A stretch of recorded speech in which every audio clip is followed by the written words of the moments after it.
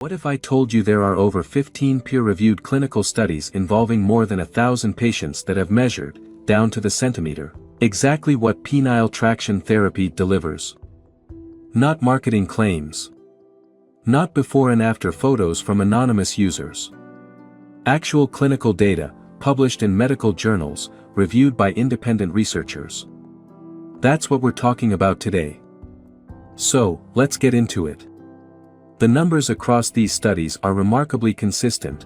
Men who use a penile traction device daily for 3 to 6 months gain, on average, between 1.3 and 2.3 centimeters, that's roughly half an inch to just under an inch.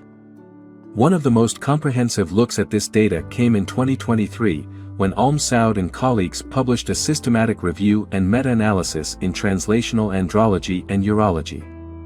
But the meta-analysis isn't the only evidence worth knowing about. In 2020, Joseph and his team ran a randomized controlled trial with 110 participants. And here's something that really stood out to me: 87% of participants said they'd repeat the therapy, and 93% would recommend it to others. Now, what about safety? Across all of the major clinical studies, no serious adverse events have been reported. None. So how does this actually work?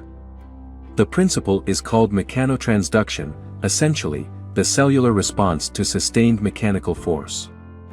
SizeGenetics is an FDA-Registered Class II medical device. Manufactured by Danomedic ApS in Denmark since 1994. If you've been researching penile traction therapy, the clinical evidence is clear: it works, it's safe, and the results, while not overnight, are real and measurable.